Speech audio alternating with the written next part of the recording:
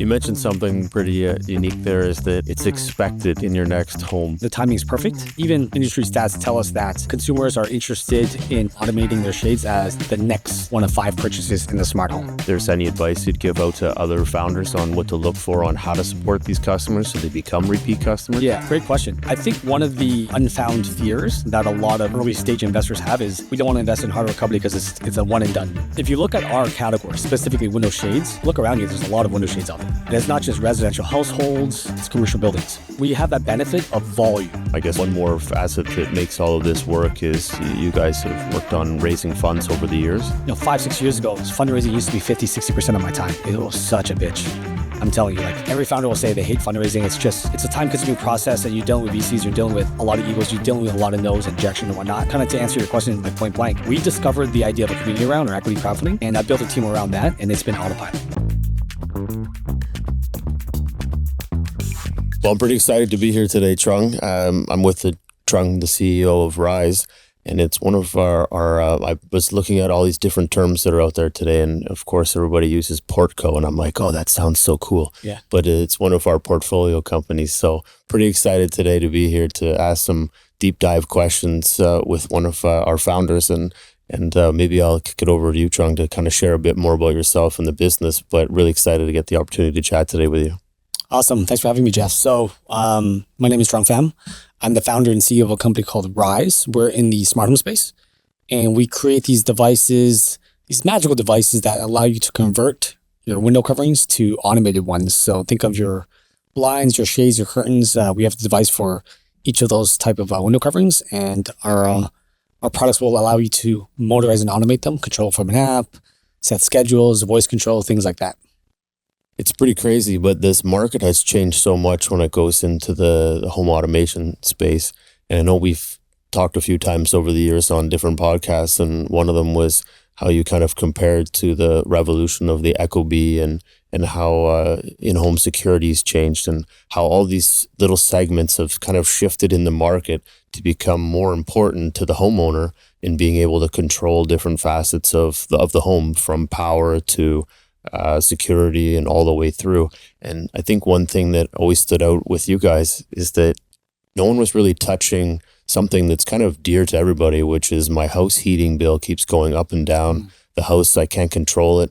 And you guys came along and built this really cool, innovative product that allows for timing control and management of your blinds and soon to be shutters and everything that you can kind of imagine or your brain can go to. Mm-hmm. What got you excited about this market, and what brought you there, and why today do you see this changing so fast where you guys are making such a big mark in the space? So funny enough, like we got started when I would say a couple of years after Google acquired Nest, and that kind of really sent a message to the entire tech ecosystem on hardware and smart home technologies. And then a few years after that, Amazon acquired Ring, the famous company that was on Shark Tank and whatnot. So back then, the smart home market was still new. So adoption was very slow. But today it's very different. You're talking about 80% of households that have a smart home device, and that's typically a smart thermostat or a video doorbell. Typically the first few things you look at is how do I control my heating and cooling to save some money? And how do I add some more security for privacy and protection in my home? So that's why a lot of the households already have these smart home devices. So where we see the industry, and I think our timing is actually right on point, is after these essential products, the needs, the voice speakers, thermostats, doorbells, things like that. What's the next set of products? And that's when you get to the luxury products, because customers will slowly buy a few products in their homes and then look for additional add-ons that will tie into their ecosystem, tie into their Alexas and Google Homes and whatnot. And what we believe is that the next set of products that they'll look into is smart lighting and smart shading. And as you mentioned, I think the category itself, window coverings and motorized shades, is the last missing piece in the smart home. Traditional solutions out in the market require you to replace your entire window coverings, and super expensive. You don't want to do that. If you already have window shades installed, which is, 92% of window shades are manually controlled, that's the market we're going after. So we feel that the timing is perfect. And even, industry stats tell us that consumers are interested in automating their shades as the next one of 5 purchases in the smart home. So, 5 years ago when you first started, it's a hard category to crack. But now that adoption is growing in the smart home, consumers are expecting it when they move into a home or apartment. I think our solution is something that is in high demand. And even when we talk to our partners in the smart apartment space, a lot of demand, a lot of interest in motorizing blinds and shades. You mentioned something pretty unique there, is that it's expected in your next home. Is that because the consumers are so used to being able to touch everything on their phone, have access to data right away, be able to program their fridge, whatever that might be, and this just becomes that next natural piece when I wake up in the morning, I hit a button and my blinds open? Is that kind of the reason people have shifted? Is that today consumers really caught up to the digital world of in the prop tech space? Yeah, so I think it takes time for a new industry to emerge, and typically the large tech giants like the Amazons and Googles, they're building it. So they're investing a lot of R&D time, money, and effort. Alexa is not a profitable business unit, but they're investing heavily into it. And I believe now they're going to be launching a paid subscription model built into Alexa that has AI built in. But you need some of these large tech giants to take the leap forward, because there's a lot of investment in customer education that's required. So it took a long time, the last 5 years, for Google, Ecobee, Ring to really educate consumers on the benefits of the smart home, what products are available. And that's something we have to leverage off. It's hard for us as a startup to try to build that industry, and even building the category. So for us, the timing is good, as I mentioned, because these other tech giants have already built the idea of the smart home. So now that anybody moves in, like you said, they want to be able to control everything from an app. They want to be able to schedule everything. They want to be able to have their house automatically work on how they live and on their routines. So that's what we feel, why everyone is really expecting their home to be smart. And I'm sure, you walk into 10 of your friends' houses, 9 of them will have a voice speaker or a thermostat or something like that. Oh, that's pretty cool. And where do you kind of see in the next 5 years for where this environment is shifting to? Is it going to be heavily focused on brand, or is it going to be more on the number of products you bring to market and how innovative you are? What do you think is really going to kind of take the market by storm in the next 5 years? So I think specifically for the North American market, brand is very important. Customers like to buy brands that they trust, brands that you find in physical retail, like the Best Buys and the Home Depots of the world, which we are in. And building the brand is very important. There's a lot of cheap knockoffs coming out of Asia, but they're poor quality. There's no warranty. You buy the product, it breaks the next weekend, you're out of money, right? And there's nothing you can really do about it. So we focus on providing a strong, robust product, build a strong brand with great customer support, good warranty, refund policy, things like that.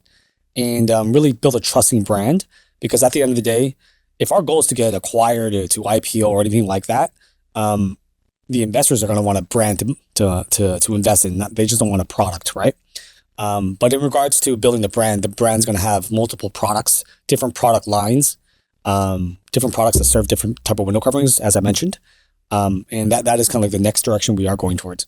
I think it's a great segment, but before we jump into the kind of the IP side and how you've protected yourself in this crazy market of knockoffs and everybody coming through, when you were talking about brand, you kind of defined it in a couple of different scenarios. What does brand mean to you? And is there someone that you chase as a larger brand out there that you see as doing one hell of a bang up job in the market of branding that you kind of mirror yourself off of, because you want customers to look at you and say, we're there 24/7, call us anytime, we'll fix your problem? What defines brand for you, and what do you see yourselves looking like in the next 5 years with that? Yeah, so I think when you think about brand, and as I mentioned, trust, I always, follow and research a lot of the great smart home brands in the market today. Even consumer electronic brands like Apple, great brand out there. Dyson is one of my favorite stories. I read his book, awesome story there. And Dyson never raised any external funding, so that's all the more better with them. And they really proved their investors wrong that really rejected them. But Dyson has a really great brand, colorful, very friendly, very vibrant. And then you obviously have the Nests, the Ecobees, the Rings, the Nanoleafs for smart lighting. those are really great brands that we follow. And, I like to really keep in touch and collaborate with a lot of them. Oddly enough, people don't realize this, but Toronto has a strong consumer electronic and smart home ecosystem. Ecobee was founded here. Nanoleaf was founded here. You have a lot of other smart home and consumer electronic companies coming out of Toronto. So, great ecosystem here. But those are like the general brands that I follow, and I really try to mimic and learn from and see what kind of service they provide. We don't want to be that low-cost solution that just sells a cheap product and provides no, customer support. And when you buy the product and the instruction manuals in a foreign language, you don't know what you're doing. Like, that's frustrating, right? So we want to be able to create that magical experience for our customers right from the time they get the box, they unbox it, they read the instructions, they integrate, they set everything up.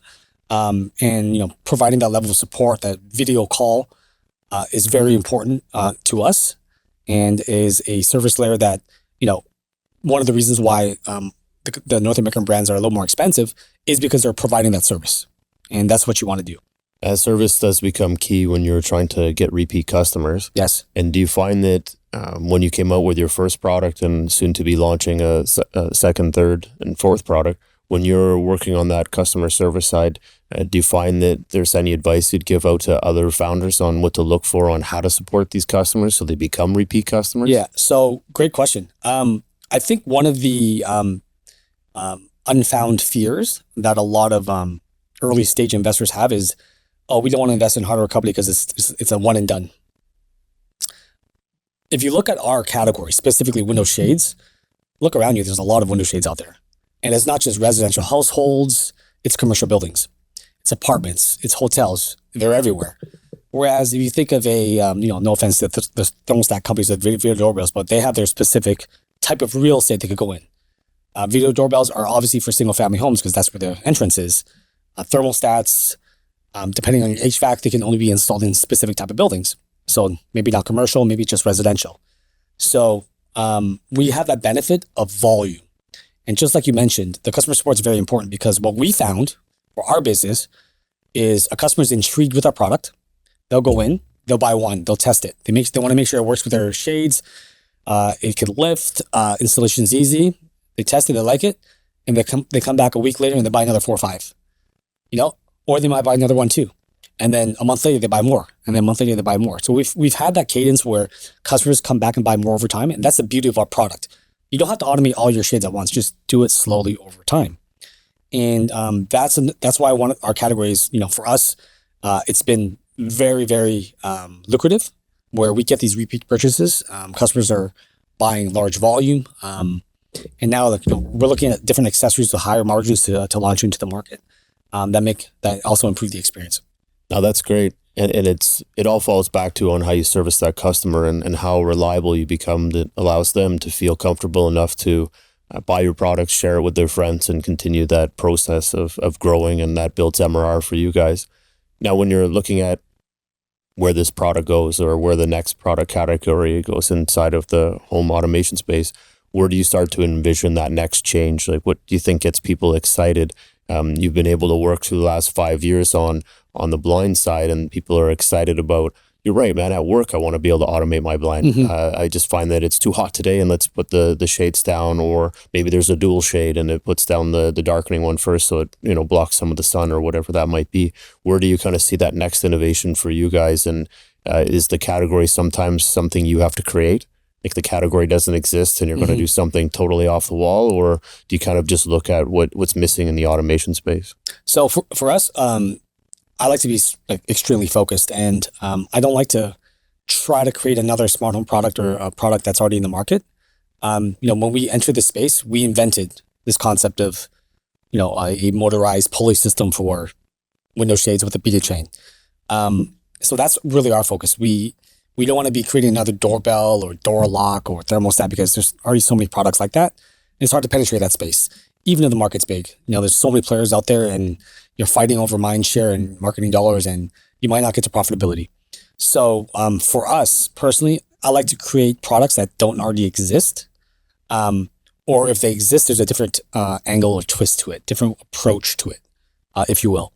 So that's where we as a company like to focus on with our R&D efforts and the technologies we built.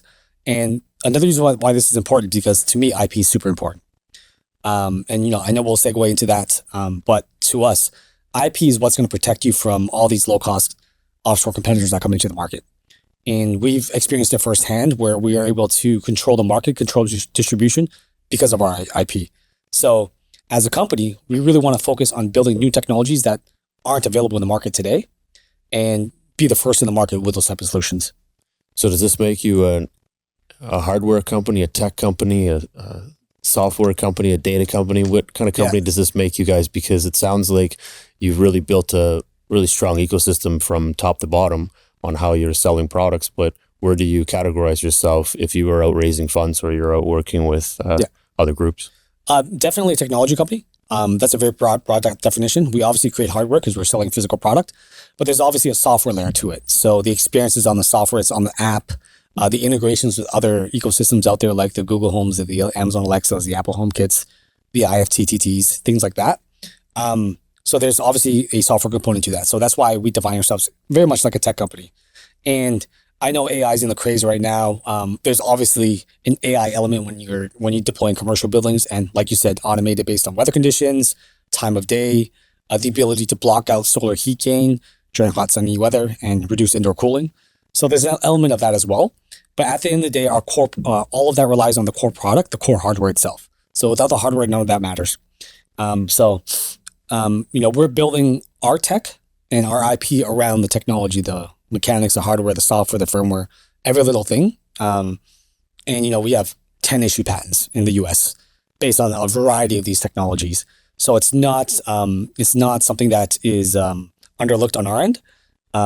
So at the end of the day, we are a technology company. We really heavily focus on developing new technologies.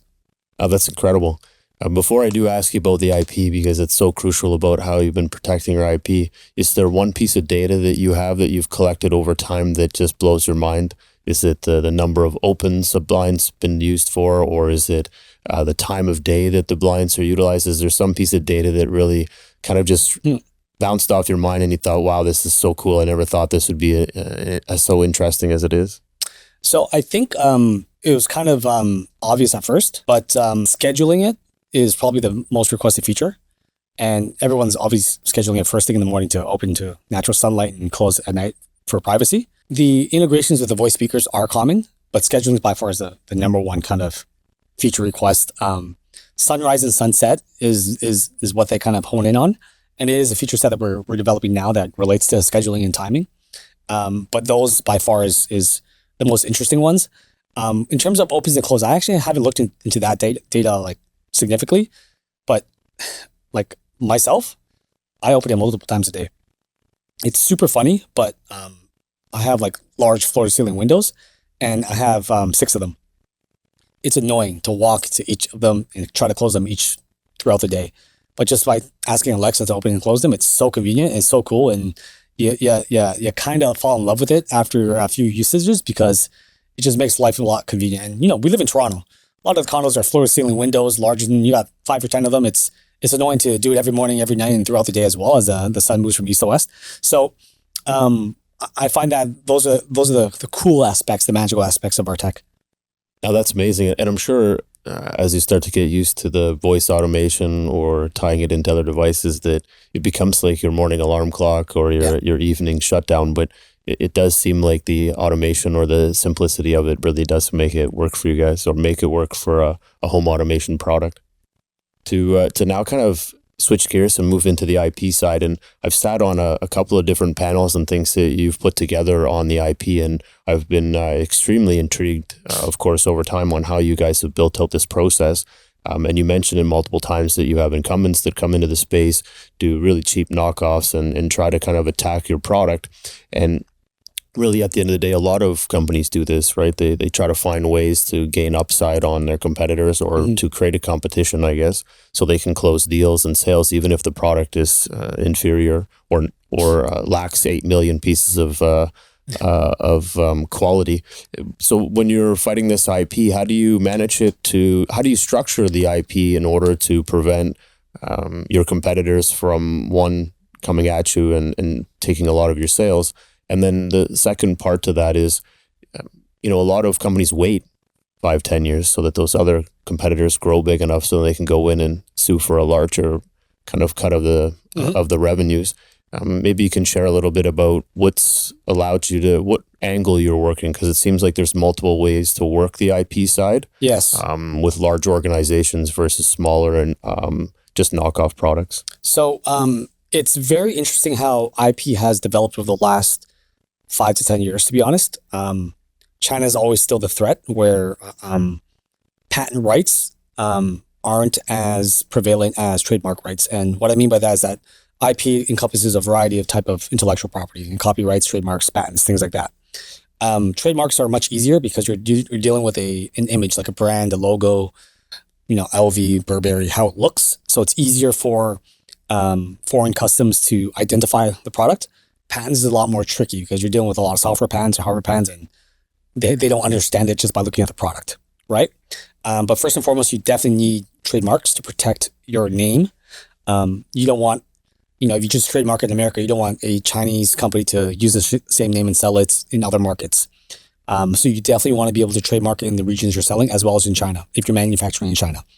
And why China is vital is because you have like all these trademark squatters where if you don't have the trademark, they'll trademark it and they'll prevent your own product from exporting out of China because they have that trademark. There's a very, very well-known brand that forgot to do that. I'm not going to mention who. Very successful brand.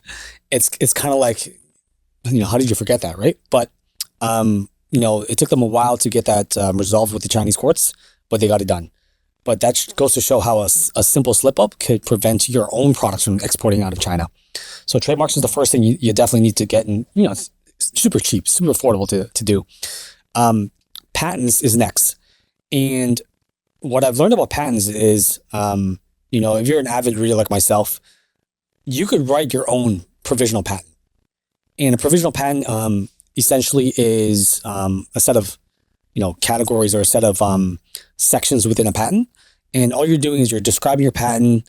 You're not writing any claims yet. You're really just describing the invention itself or the idea of the invention with the goal to get the priority date. All jurisdictions in the world now adhere to the law of first to file. So if you get the first filing date, the date that you first filed this idea, you own that idea or the invention itself. For example, if I come up with an idea and you come up with the same idea a week later, halfway around the world, but because I filed first, I'm the true inventor of that technology. So that's how it works today.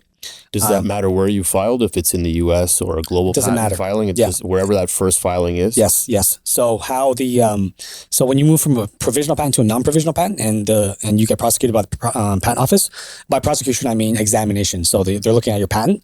They'll look at prior art, and prior art is exactly what it sounds like: previous technologies available in the market in all jurisdictions. Your patent attorney should be able to do that for you when you file a non-provisional. But the reason why I like to do a provisional patent first is when I get the priority date, I get 12 months to work on my technology, to develop technology where I'm comfortable filing a non-provisional patent through a law firm or a patent agent, and it saves me money.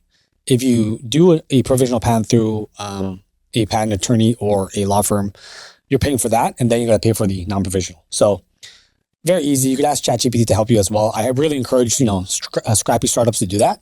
Learn how to write a patent. It's not complicated. It seems more intimidating than it actually is. But that's what we do initially. And then we file for typically the USPTO in the US, and then the PCT. And the PCT is essentially similar to like an international patent body that gives you a total of 30 months from the first filing date to file in any regions you want. So this is essentially an option. You're buying time. You're buying time to figure out which other markets you want to sell into: the EU, the UK, since they're not part of the European Union anymore, Australia, China, wherever you want to sell. And that gives you time to determine, where you want to file and pay for the patents, because, patent costs are extremely expensive.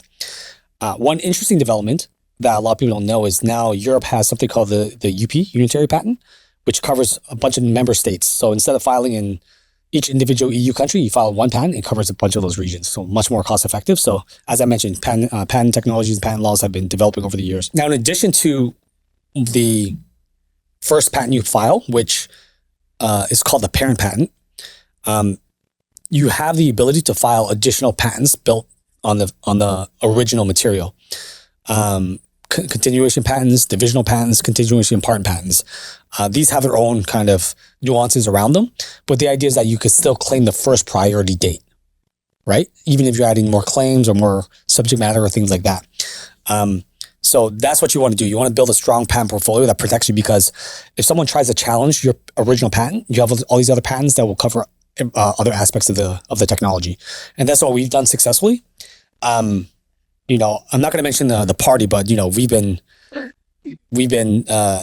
not argued against, but we've had lawyers say, "Hey, well, we're not infringing on your patents," and then they don't realize we have a huge portfolio of other patents, and then they back off. So they might be looking at one patent, not realizing you have multiple other patents, and then that's when they say, "Okay, you know what? Let's discuss business." So, you know, interesting events that, you know, I really focus on right now. I really focus on building that IP team. I've been interviewing and contacting and consulting with IP lawyers and agents all across the world right now, EU, UK, Australia, China as well, and I have my US and Canadian team. But as a founder, as a CEO, if you are developing new technologies with IP, it's something that I focus on as a primary responsibility, really ensure that our IP is protected, not only for potential infringers, but for potential business opportunities. So, you know, you mentioned like there's a lot of things you can do with IP. One is you're protecting copycats.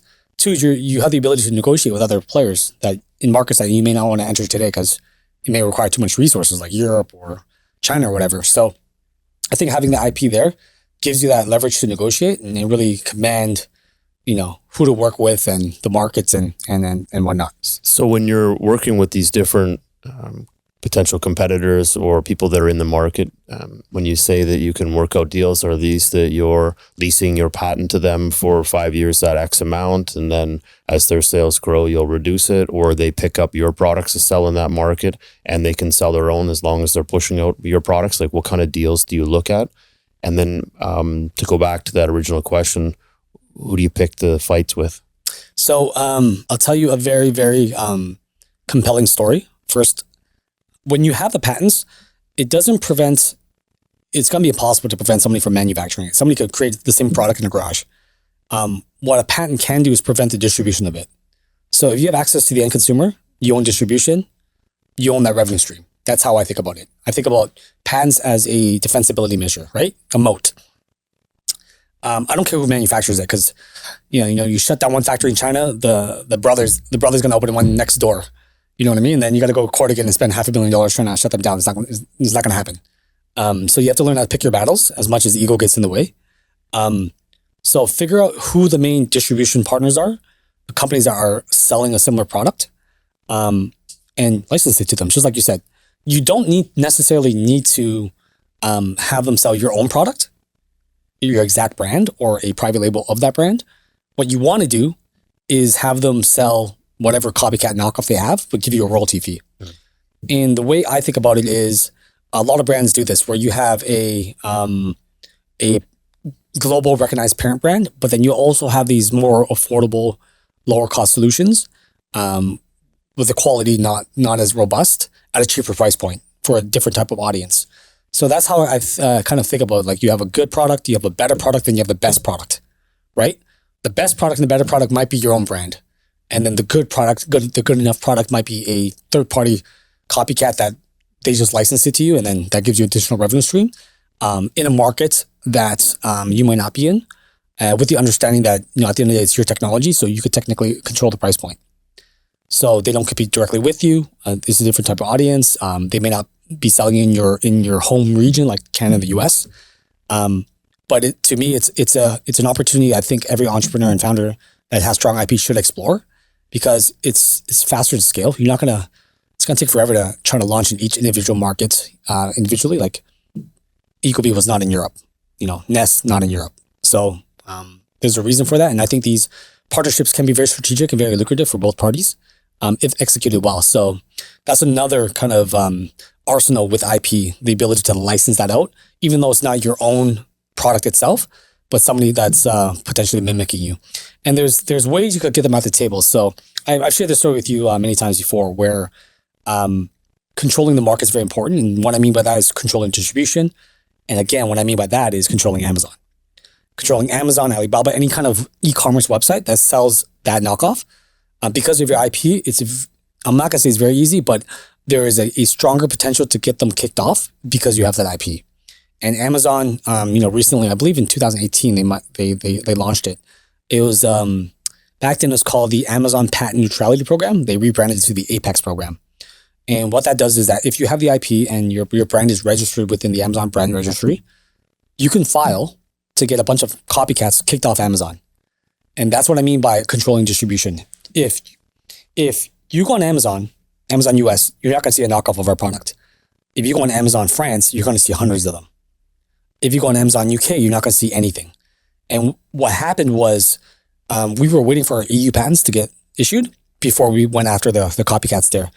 In the US, they know that they can't copy us. They know they can't sell.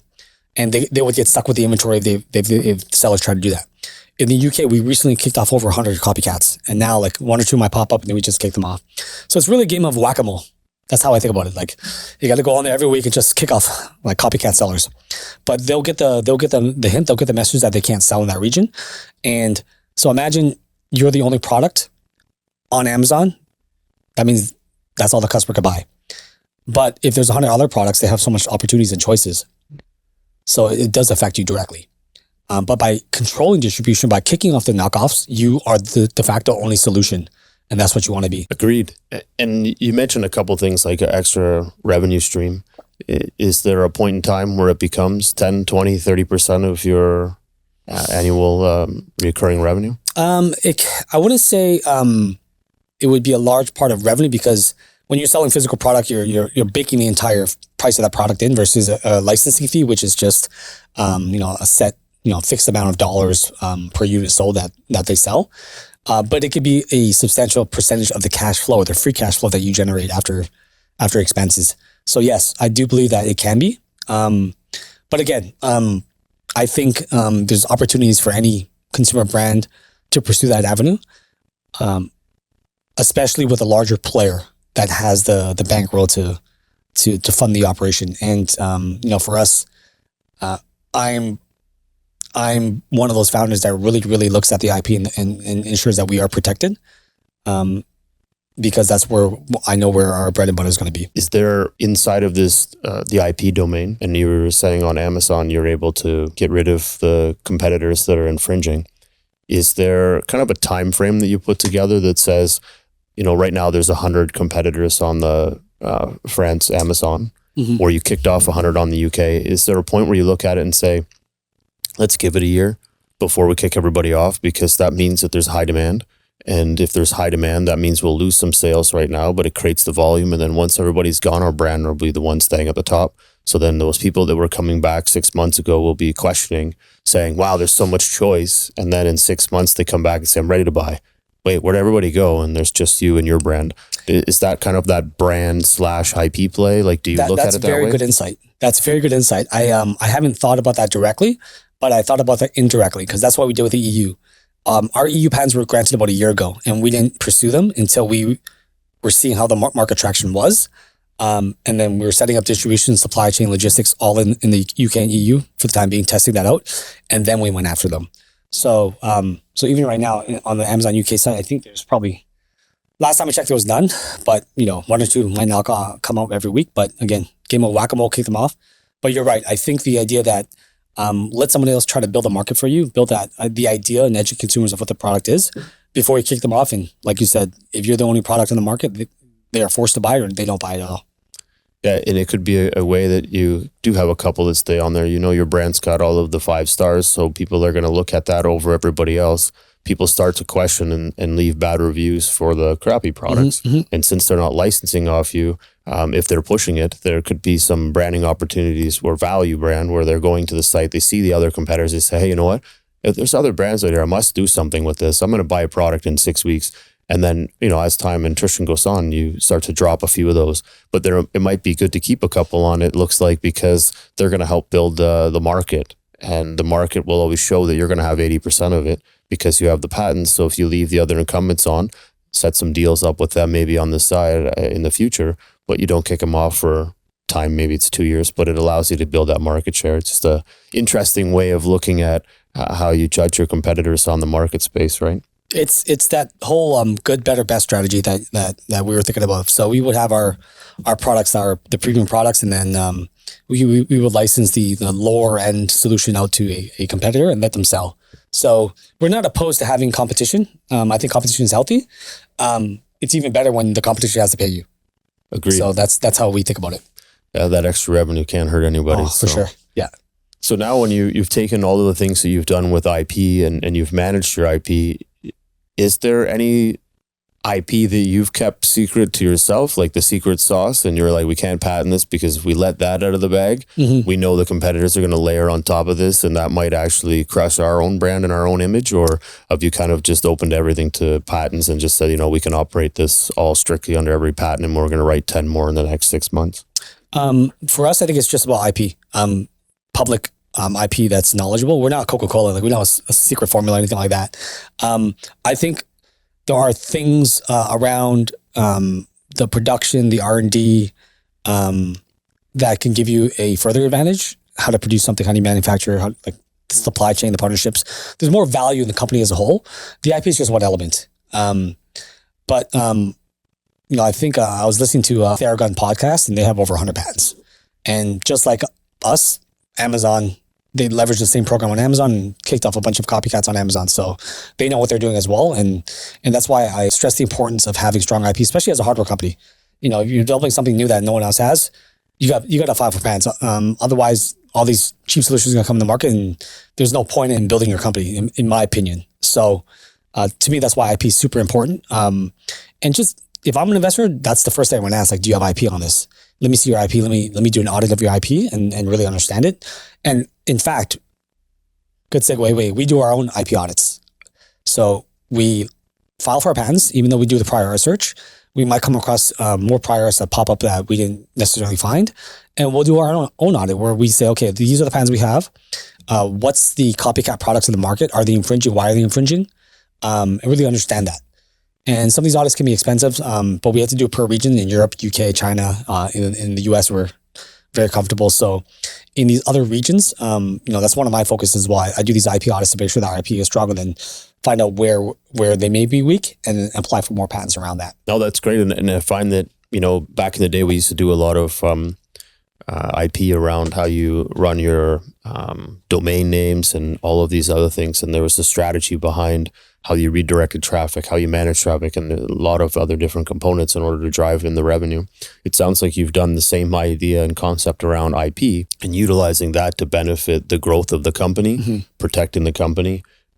Now, where do you see, again, over the next 5 to 10 years with your patent growth, your product growth? Where do you kind of see yourself in the business in the next 5 to 10 years?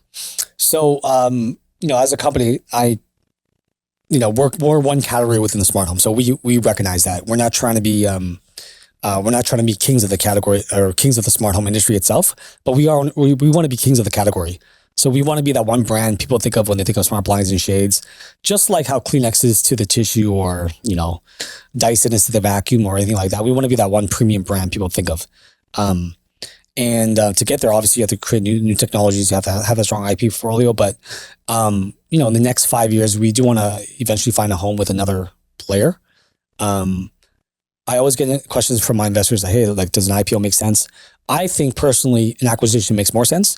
And to circle back to our initial conversation about the market, we've seen that in the market today. I think it's just under 2 weeks ago, LG bought a large share of a smart home platform called Homey, which is like a Samsung SmartThings competitor. So LG is now entering the space. You had Ecobee that was acquired by Generac, I believe, for $770 million. That was like 2 years ago. Google invested in ADT, $450 million for 6.6% of the company for further distribution. So you have all these players, all these big brands really moving the space forward. You have more players trying to distribute smart home products. In Canada, TELUS and Rogers are there. In the States, you have VivianHomeAlarm.com, ADT, as I mentioned. So a lot of players are getting into the space because they realize that a lot of consumers are, as I mentioned, in high demand for it. And it's going to come around where after the doorbells, the door locks, the thermostats, the security system. Like, what's next? Smart lighting, smart shades. And we've been getting a lot of interest from a lot of the distribution partners where they're asking for a smart shading solution without the shade itself, because they're not in the window blind space. They're not cutting fabric. They're not installing it. They just want to motorize it and connect it with the smart home. And that's where our solutions come in. So this kind of builds out this big overall arching smart home device that's managing all of this, and maybe there's this underlying product that does all of that, but it's one thing that you tie everything in, like Alexa, and it does open your blinds, take care of this, manage this, and what's my cost is going to be this month for my heating and electrical. Instead of waiting for the bill to come in, I'm going to know right away because it's managing all of it. Yeah, so that's what we call the brains, and I know all the largest players are fighting for that space. LG with their recent acquisition, Samsung with SmartThings, Alexa, Google, Ring. So they're going to be the spearheads, and then eventually they're going to be thinking, well, what other products can we tie to our ecosystem that we could own and dominate and distribute? And Ring did a fantastic job with the video doorbell. They dominated that, and that was kind of like their Trojan horse in the home before they deploy their other products. And Amazon was brilliant in the acquisition, and they had their own strategic reasons for that. But I think those are the ideas of an acquisition where you have a product that's so unique that if you own that product, you own entry to the home for that product. You can then begin selling other products in your ecosystem. So if we're the smart shade solution and LG buys us, or Samsung buys us or something like that, and they distribute our product, they could then sell the other products that are part of their portfolio. So that's how we kind of think of an acquisition at the end of the day. I love that. And I think looking at it from an acquisition standpoint, it looks as a smart plan over the next 5 years. But I also kind of see that the way you've structured this through your IP, your branding, the way you're managing customers and you're managing your growth, that there's in this category, that there's an interest that this is another hook into that home property, into the people managing it or owning it. And this is just another doorway in, if you said. And the kind of key to all of this is, I think you used the word, but it's focus. And you've been heavily focused on the product. You're not focused on building 12 other things that match into this, and you're going to compete on doorbells when there's already a lot of big players in the market. But you're highly focused on this, and you've zoned it into two spots that you said are the lighting and the automation side of the shades. So I think that really plays a big part in who's that next big purchase going to happen and why. And that becomes your strong IP globally, your strong sales channel, your strong brand. So it kind of dives into this retail side of where you guys are going with your product. So over the last 5 years, you can tell that you've worked a lot online. You've really owned the online space with the Amazons of the world and Alibaba and everybody else that really is the large drivers of this product. You can show that there's a lot of brand value because you've got competition coming from everywhere in every country. So everybody's trying to replicate what you've built, and you're able to stop them. So now it has to get down to the consumer level, which is, how do I get in front of more consumers, not just online, but so the consumers can touch our product, can learn about our product. And I know recently you guys set up a big play with Best Buy. How does that fit into your retail strategy in really owning this space and getting more people in North America and globally seeing and touching your products? So I think retail is a very, very large channel other than online. In today's day and age, launch online, you reach the consumer directly, less red tape, I would say, and you could build a brand and connection with the consumer. But to get to the next level of scaling volume, to us, we believe you have to be in retail. The majority of sales still happens in physical retail, and physical retail allows you to really educate consumers. It's like a billboard. They walk by, they explore the products, they see it, they buy a gift on Father's Day or Black Friday, Cyber Monday, things like that. But retail is going to be a very, very large strategy for us. We launched in about 130 Best Buy Canada locations, really as a test to see how retail is going to perform and what we have to do to make retail successful. Caution to all the entrepreneurs: just because you're in retail doesn't mean you're successful. You have to really, really support that channel. And there's different ways you could do that. You could hire assisted sales reps. There's companies that do that go in and stay in your aisle and really just educate consumers about your product. If you go to Best Buy, you'll see a bunch of Samsung guys that sell Samsung TVs only because they work for Samsung. Your display is super important. Educating the consumer, letting them touch, feel the device. If it's like a speaker, then demoing the audio, things like that. But that's what retail has: the ability to touch, feel, and see the product. and for customers to learn about it. But as I mentioned, you have to really support that channel and support it through marketing, support it through displays, support it through promo initiatives, and really just drive the awareness that, yes, our product you can buy online. If you want it the same day, go to Best Buy, pick it up. So that's how you have to support the retail channels. And for us, we focus on the bigger players in the consumer electronics, like the Best Buys. But our product is also home improvement. So we have to think about the Home Depots, home furnishing companies like the linen chests and whatnot, who we've also launched online with. When you deal with the retailers, a lot of them will ask you, let's see how you do online on our website first. I caution against that because a lot of the times no one's going to know your brand is available at Best Buy, right? You have to build that brand awareness. So if the retailers do request that, you have to ask them, well, what is the volume you're required to see on a weekly, on a monthly basis before you would consider us to be in stores? Because in stores is where you get the traffic. The stores is where it helps you build that brand, right? And they'll tell you, like some retailers will be like, okay, I want to see 50 units sold a week. I want to see 20 units sold a week before we consider you in retail. And build a strategy around that. Like, how am I going to prove to the Best Buys, the Home Depots that I could sell 50 units a week or 100 units a week or whatever that number is before they consider me in physical retail. So retail itself, there's a lot of strategies around that. There is their own internal kind of velocity that they look for in terms of sales.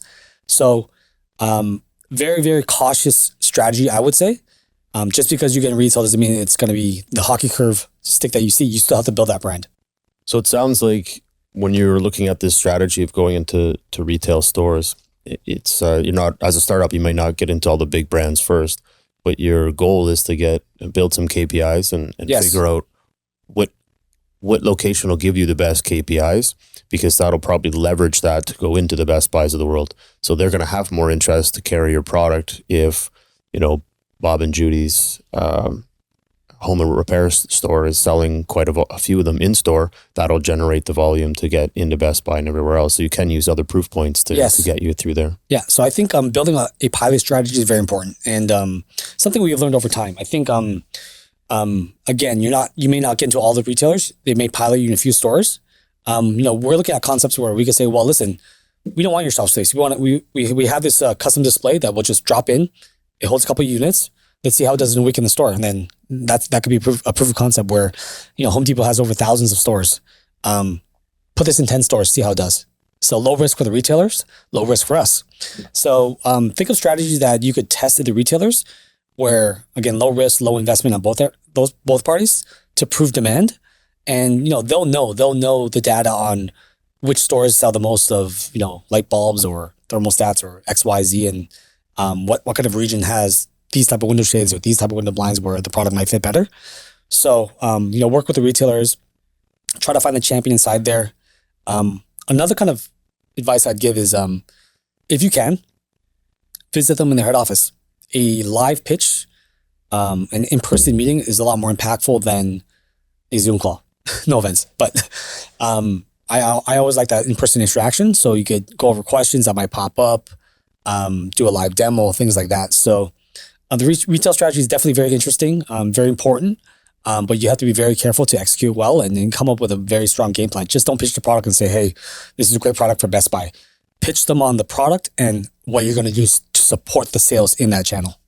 No, that's great advice. And people certainly, I think, sometimes forget that they can't sell everything virtually, but people are very textile and oriented. Like, they want to touch something, they want to be able to work with it.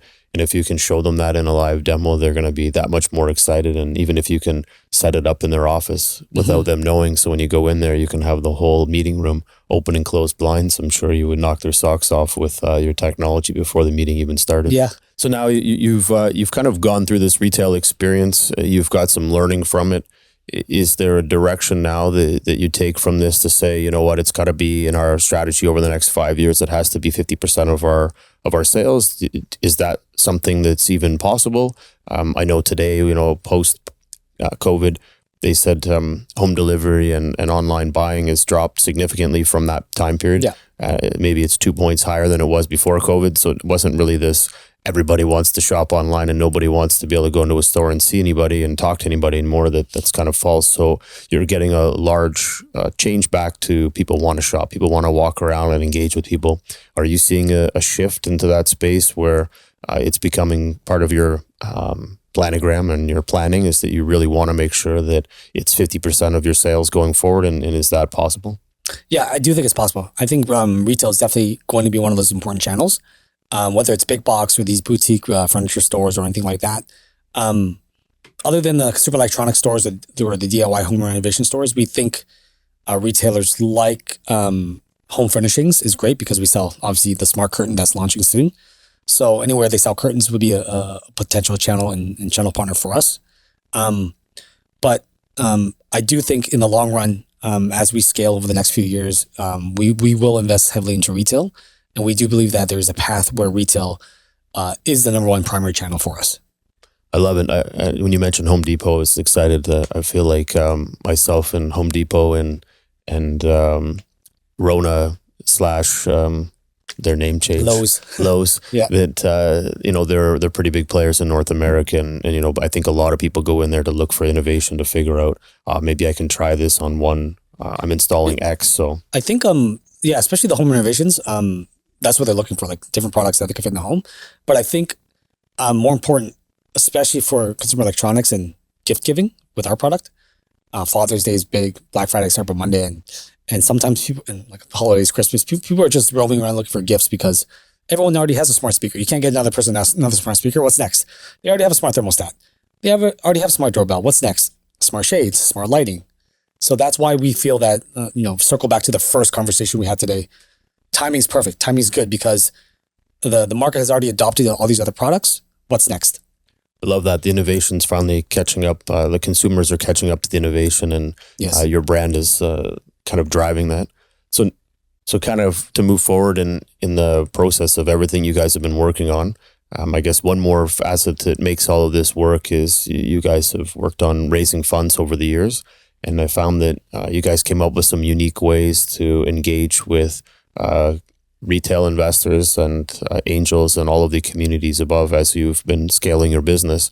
And now you're in that critical moment, as you said, where your business is at that pinnacle point to make a big change, which means that in the terms of startup world, you guys are at scaling phase. Mm-hmm. So in this scaling phase, you kind of need to bring in dollars quickly and then start to deploy and move even faster than most businesses would. Is there a strategy that you've been working on and executing on raising funds to support the growth and all of your in-store retail process and how you're going to really attack this market? So I myself, as the founder, I think there are a few critical areas that founders should focus on the company. Strategy and hiring, big ones because you're building your team and your culture there. But now I would say, lieutenants that cover the core areas of growth. So one is revenue. So someone to oversee all revenue generating activities and understanding what's driving revenue there. Two is R&D. So someone like our CTO handling what products are being developed next, making sure the product development cycle is on point, production's on point, someone handling that. And the third one is fundraising, just like you said, make sure there's money in the bank to fund operations, to fund growth and all of that. So I have lieutenants that cover each of them. And it's funny because, 5-6 years ago, fundraising used to be 50-60% of my time. It was such a bitch. I'm telling you, like every founder will say they hate fundraising. It's a time consuming process, and you're dealing with VCs, you're dealing with a lot of egos, you're dealing with a lot of no's and rejection and whatnot. Kind of to answer your question, like point blank, we discovered the idea of a community round or equity crowdfunding, and I built a team around that, and it's been autopilot. I mean, I've freed up so much of my time. I'm like living stress-free now because it's such an efficient process to raise. And you're not just raising from retail investors, you're raising from a lot of angels. Like when we launch our campaign, we've raised, we get $100,000 checks within a day. They see the product, they see the idea, they talk to our team, they wire us the funds. So it's been so efficient. You don't really have to, there's a lot of benefits. I'm not going to get into all the benefits, and people could do their research on this, and all the platforms will have their own kind of FAQ and primers on why they should raise from the crowd and whatnot. But but I will mention a few. One of them is going to be the terms that you can issue, non-voting shares. So you have all the proxies and you get to kind of control your destiny. The valuation could be at a slight premium, but there's a strategy around that, how I recommend founders should raise in order to attract the larger check sizes. So, don't just raise at a set valuation. Give valuation discounts based on the investment tiers, the investment size. So the larger the investment, the better the valuation. So that's how you got to think about it, because someone that invests $1,000, $10,000, $50,000 is different from someone that invests $1 million. You want to give that guy that invests $1 million or that fund that invests $1 million a better deal. And there's ways to structure it. I think I have a lot to say about this, especially if you're a Canadian company. There's unique ways you could structure it with a sales arm and a Canadian arm. And if your Canadian arm is the R&D hub that owns all the IP, you could license it to a US arm, and then you could fund that US arm through the equity crowdfunding or the community round. So very unique structures, but I think we've been very, very successful with the raise, where everything's automated. It's just like building a funnel in e-commerce. You build a landing page. You do have to work with a compliance platform that has a broker dealer that could really vet the investments, goes through AML and KYC checks. But everything's automated these days. The industry has grown where you sign into a platform, you raise, and another beautiful thing is that the funds rolls on a rolling basis. If I close an investor today, I don't gotta wait for the end of the round. I could get the money the next week. So that's one. I'm a huge proponent of it. I've been using it. I have a great relationship with all my investors. I keep them updated. I send quarterly reviews, which another thing I would highly recommend founders write very thorough quarterly reports, not just a one-page full of numbers, but a very detailed reports on the R&D, the sales, the efforts, all of that, because that matters. And a lot of these investors like to read that. They're investing in you and they're investing in your company, the startup. They're now angel investors and they want to see and grow with your story. So a lot of founders I speak with don't even give annual updates, which is kind of alarming to me, but highly recommend you get into the habit of doing these quarterly reports that are very thorough, where if they have a question, you can refer them back to the quarterly report and less headaches there. But a lot of experience around that, building a strong team around investor relations and just fundraising in general. And it's definitely a huge new method of raising funding that I highly recommend all startups look into. That's a great explanation and deep dive. And I'm going to say that if I had a red button, green button, I'd be pushing the button like crazy right now to highlight what you just shared. I think that communication is priority number one in any company. And the more you can communicate to not only your team members, but to your investors and to your community, the more people can be part of that story, part of where you're going in the journey. And I think they stay more in the loop and they'll want to reinvest. They'll want to be participating because the more information they have, they feel more inclined to want to support because they see how well it is. People want to keep investing in growth and things that are moving in the right direction. So I think you need to share that more often.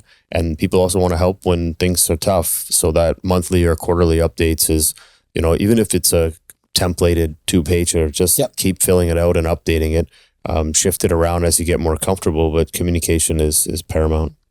I totally agree there. I think, I have other founder friends that give annual updates, maybe updates every 6 months, but I think quarterly is good, especially with hardware. Like it takes time to develop hardware. You can't really give updates every month. I think every month it might be too much, but I think quarterly updates are strong. You're following what they do in public companies. Exactly. And public companies are doing quarterly Zoom calls if you want and reviewing all the information that's going out and doing the public discussions. And I think that's huge, and voting and everything else that can take place. So now taking what you did with these equity rounds and the build up, can you talk a bit about maybe, is it the term side of what you're looking at? So today you can value the company as X, and in the next 3 to 5 years, you kind of see it going to Y. Is that something that you pay attention to? Is it part of your strategy of understanding where this goes? As you've been very meticulous on all of these other elements, I'm going to say that with an engineer brain, this is very well articulated. So is there a process in the raise that you kind of keep trying to build up? We have to get our revenues to X, and this makes the company worth Y. And we keep doing that, and we keep hitting our KPIs so that our investors keep following along. And is that part of your strategy? So yes and no. So I think we typically do 2 equity raises per year. and it's during the periods where the investors are around. And it's very typical in the VC landscape as well. So we'll do a raise during March to June, and then we'll take the summer off because everyone goes on vacation in the summer. Then we'll do another round September to November before U.S. Thanksgiving, because after U.S. Thanksgiving, no one's around anymore. So those are the two periods we do a raise, and we try to show traction at each point. Increasing revenues, new potential sale partners, new products, anything to show potential future revenue. So new products is huge. They like to see new products because they know that a new product will be another market, another revenue stream. More sales channels that you might sign on, like more retailers, more B2B partners, things like that. And it's part of your story. Like, they want to see traction. Your story is very important in how you articulate it. And another thing I think all founders should do, including sending a pitch deck to investors, do a video pitch. I think a video pitch is very compelling. They get to know you a little bit more, your personality. It doesn't have to be fancy. It could be on your iPhone or your Android or whatnot. But do a nice video pitch. Now we had one that was professionally made and really took time to go over the market opportunity, the products we have, our traction, all of that. But do a video pitch that really articulates what's in your deck, but can elaborate more, because there's only so much that a deck with a bunch of text and images can show. But when you explain it with your emotion, it can go a long way with an investor, regardless if you're doing a VC round or an online equity crowdfunding. No, that's great advice. Can you share, it sounds like in September you're going to be raising again. Is there any details you can share about the raise, if it's the valuation or any data that you have that really kind of punches this home? We're in the legal process right now, and because of that, we can't mention the terms yet. But our plan is to launch in September. So do stay tuned, and I'll drop a link in the podcast box and whatnot, so you could take a look. And then there you could kind of learn how we plan our communication with our investors. So how the website looks for investor relations, what you're communicating, the video pitch will be there, all of that. So anyone that's interested in learning how to do a round like that, our investor relations website would be the first place you look at to learn. And I'm happy to provide some tidbits of advice here and there. It's just one of those vehicles that when the Jobs Act in the U.S. was launched, it changed how fundraising could be done, and I think it's going to continue to change the landscape. I think a lot of companies that raised during the COVID heydays are getting killed right now in the markets. If they went public or if they're in Series B, C, or D, they may not be able to raise the next funding round unless they're AI, because that's the craze right now. But a lot of venture-backed companies that just relied on venture capital to fund operations are not going to make it. Sad to say, but that is the reality.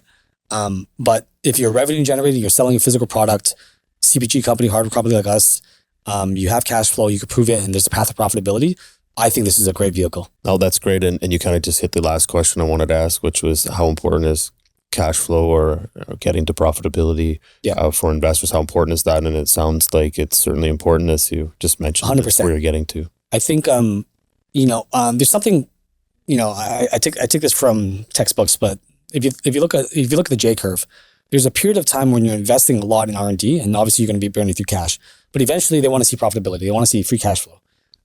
For us, is to show them the path to profitability. The first few years can be all R&D, but you want to show that, where am I going to break even? How am I going to break even? What channels, what levers are driving revenue and driving that profitability? And then when I break even, where's the next milestone? Like when's the exit going to happen? So that's what we want to show. This year, our expectation is revenue is going to 4x. Next year, the same thing. And by next year, our expectation is that we will be profitable. So again, just our expectation. Don't want to be promising anybody that might be looking to invest, but that's our expectation based on where we are. Because of the success of the previous equity rounds, we are now in a position where we could order large volumes of inventory and not stock out. That was one of the issues we always had historically, just stocking on inventory, waiting for it to sell, and then investing in production that takes another 4 months and just going through that cycle. Getting that cycle down where we could produce on a regular basis and not worrying about inventory financing was a huge, huge deal for us. So now we just have inventory that's flowing in at all times. We have about 18,000 units of smart shades landing in the next couple of months that we're pushing to sell by the end of the year, right? That's going to drive the bulk of the revenue. So we're in that phase where, inventory is on a solid cadence, and we could get to a level where we could get to profitability because now our inventory production cycle is very stable. So does that allow you to better predict velocity and everything else that you're doing now in stores? Anybody that knows e-commerce knows that it's going to mess up the algorithm and the tracking and everything if you keep on scaling up and down the ad spend. You're going to shut off ad spend when you don't have revenue. They got to restart everything all over again. It's got to go through the learning cycle all over again, right? So if you have predictable, consistent ad spend, and you're always feeding in new data, you don't have to shut off the ads. Your ROAS is going to be a lot more attractive and more stable, and you can scale much faster rather than just going through these cycles. Have a very consistent flow, and like you said, it's going to be more predictable. Which helps any business when they're building their MRR up to be able to ensure stability, but also manage their team. And I know you guys are growing and building your team all the time, so that's super helpful. My last couple of questions are going to be geared around more on the personal side. So I'm curious, before I jump into the personal side questions to get to know you, is what's one thing or three things that Trung 5 years ago would change today that he didn't do that he wish he would have done? Oh man, I think a lot of the books that I've recently read, if they were there 5 years ago, would be a lot better. I've said this in many podcasts, but if you're a hardware company creating a consumer electronic product, you got to read Build by Tony Fadell, because it paints the picture of how long a production or a product takes to get to market. And not just the first gen, but the generation that will get into retail, or the generation that's perfect for mass scale and mass production. So great book, great learning lessons there. I think, and again, I mentioned this many times, but MVP, minimum viable product. Don't try to build all the bells and whistles in your first gen. Build the bare bones that gets you to a level where a customer could test it and provide feedback. If you try to build all the bells and whistles, it's going to take you twice as much longer. It's going to cost an arm and a leg. Our first gen was $80 to make. Our second gen is less than $40 to make. Our second gen is infinitely more robust than the first gen. So it goes to show some of the mistakes these companies do. Thank God our mistake was small, because our bill of materials is much smaller. But there's many countless hardware companies out there that have raised $40 million from VCs, $100 million from VCs that over-engineer the product. Juicero is a big one. I don't know if you remember Juicero. It's like the juicing machine, and then the New York Times or the Wall Street Journal, somebody just hammered their product and everything's over-engineered. They went bankrupt. There's another law company that raised $40 million and they were like building their own custom gears. Now screw that. Off-the-shelf components, keep it simple. MVP, number one advice I'd give any kind of company that's trying to create a physical product. And I think over time, this is something that you can't just get into as an entrepreneur. You'll learn it over time as being an entrepreneur. Is you'll learn grit. Like if you survive this long, if you survive the last 5-6 years like I have, you just build a very thick skin. You'll have one of those attitudes like, fuck it, I don't give a shit. Like, you can think whatever you want to think. I'm just going to do my thing and continue hustling and continue to make it my way. People always hear the success stories about VCs, but they don't realize that even if you're funded, 90% of those companies that get funded are going to go bankrupt. So do it your way. Figure out how it's going to work for you. Don't just follow the idea of the traditional path to get to an exit, because there's countless of companies out there that haven't raised $1 VC funding that does extremely well. I listened to a podcast called How I Built This by Guy Raz, and I think 90% of the companies there never raised any VC funding. So all success stories, a lot of them are consumer packaged good companies or hardware companies or someone selling a physical product. So, definitely a great podcast to learn more. And I think that's the last piece of advice. Continue learning, listen to these great podcasts, listen to other founders, read a lot of books. Sounds like reading is kind of a big part of how you grow and how you realize different changes you can make in business and in personal. Is there certain features that you have personally that drive you as well outside of obviously reading and building your company? What personal things do you do? Are you a mountain climber? Are you a kite surfer? What kind of things make you a little bit more unique on the side? Do you have a unique business? So I'm curious. What I've learned is, and this is just self-reflection, if you do a lot of like cardio, I do boxing, it actually like generates a lot of ideas while I'm doing it, and I clear my brain. I have a great start to the day. So I highly recommend getting into physical activity. Boxing's great. I do boxing, weight training, golfing, obviously great. But boxing by far it stimulates my brain after my workout. I just get a lot of great ideas, and that's it's you work out, it releases endorphins. Endorphins make you happy, and it's a great something I highly recommend all founders. And I know founders get deep down and boil into their business and sometimes forget their health, but you got to maintain your health.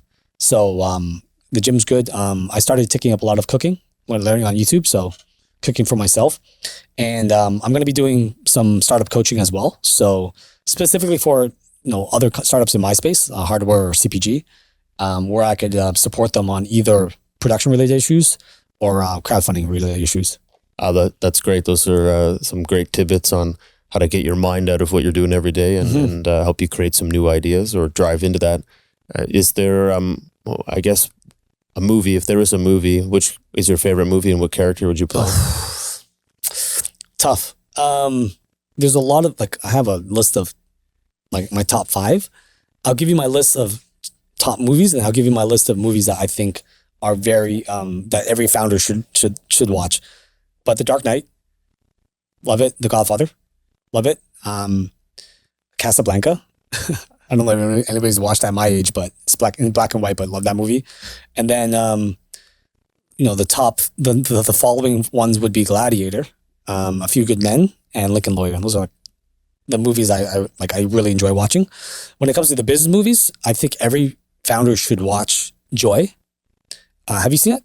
I don't think so. Oh man, it's great. It's about the Miracle Mop. It's about it's about a girl and she invents a mop that self squeezes. And this is when QVC was just launching, and then she got into the QVC version of the shopping channel and did really well. Bradley Cooper's in it. Really good movie. Yeah, I did see that. Yeah, really, really good movie about hustle, because she went through a lot of no's, a lot of hardships, but really, really good movie. One of my favorite entrepreneur type of movies, from rags to riches. So, single mother, all of that. So Joy is definitely one of the top entrepreneur movies that I think anybody should watch. The other ones are very typical. The Social Network, Facebook's movie. There is a mini series on Uber called Super Pumped. Have you seen that? I haven't seen that yet. Dude, Joseph Gordon-Levitt was the actor that plays Travis, the founder. Yeah. Oh man, it's so funny. And you have all the large players in there. You have someone that plays Tim Cook from Apple. You have the guys from Google. You have a bunch of VCs, that famous VCs in there, famous actors that play them. Great. That was great. We Crash was great too, but it was about WeWork. Yeah. So those are good miniseries. I would say those 3. Joy was probably the most compelling to me, because it's a very rags to riches and hard. She's going through hardships and then she makes it. Those are good entrepreneur stories. Other kind of heartwarm movies I recommend is The Pursuit of Happiness, obviously. The McDonald's one was not bad, but it gives you a fair warning of how careful you have to be. What are some of your favorites? Oh man, I never actually get asked questions like this. I never actually have to think about this. But yeah, it's I'm thinking business, strictly business movies. Those are by far the ones I like. No, I think those are. But Super Pumped is what you should watch. I'm gonna look at that one. That is a miniseries, and that was so entertaining. It's so funny. I've watched a lot of documentaries, so I'm kind of a big fan of that. So I try to whip through those. But I guess my next question for you would be, what's your superpower? Hustle. Yeah. I think it's one of those. I always like to quote Rocky, but it's he just doesn't give up. He just hustles through. He doesn't stop. Right? You can't stop him. So I think that is something founders need to have: hustle, grit, perseverance. Yeah. Yeah, you can see that. I would say I'd add on, because of the hustle, I'd also add in that over the time that I've got to know you is and you've nailed it by saying perseverance and hustle. But I also think there is, and you mentioned it earlier too, is doing it your way. I think that plays a big hand into this, is that you take a lot of input from everybody, but you still work the system the way you feel it's going to get you to where you want to be, and you're not afraid to try things. And I think that makes a big difference. If you don't try something, Yeah. you have no idea. Like when you went to the US to raise funds, you didn't know that was going to be the strategic way to help you do that. And I think that maybe that comes from your challenging from boxing and things like that. You're willing to challenge opponents. You're willing to get in there and take the lumps to become better. So I think there's a lot you can get from that. And it's not just the grit of going through the process every day. It's about taking the channel and figuring out, can I do it this way? Does this make sense? I'd rather fail. And I think that kind of speaks to now where you're going through and saying, I'm going to help other people in my space. So you're giving back too. So you're like, I took a lot of lumps to get to here today. Yeah. So I don't want other people to have to go through all of them. So I'm going to share a few. And, you know, even if people only retain, 1% of the 99 things you share, it's that 1% that'll get them over the edge and have to not take that extra lump. So I think that's pretty incredible. Yeah. Thank you. Appreciate it. So I guess that probably maybe there's one last thing that we'll share is, is there anything out there that you would share to founders or to investors that really, I guess, profoundly helped you get where you are today? And is there anything that you would share to the audience? And how do people get a hold of you? They can reach out to me directly. I'll leave my email in the box there, and then you'll see it in the podcast and whatnot. But I think, like, specifically for myself, the piece of advice already provided, like the MVPs, the grit, all of that. But if anyone wants to reach out to me, they can get a hold of me. Happy to answer any questions they might have, especially with the Supporter Funds Network, any startups there. But I think, like, over the last couple of years doing this, networking with the right group has helped us as well. We have our own e-com events that I go to and learn from other e-commerce founders and whatnot. They're typically selling physical product.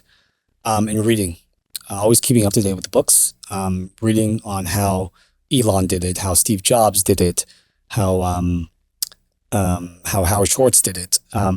Reading a lot of these books from other entrepreneurs and founders is great. It gives you perspective of the challenges they went through their times, different from our times, but everyone has their challenges, and you'll learn a lot about the grit that they have to go through as well. I love it. Well, it's been fantastic getting the opportunity to chat with you once again, and I look forward to this. Maybe we should just keep doing this every year. But for sure. I appreciate it, man. It's awesome. Awesome. Thanks again.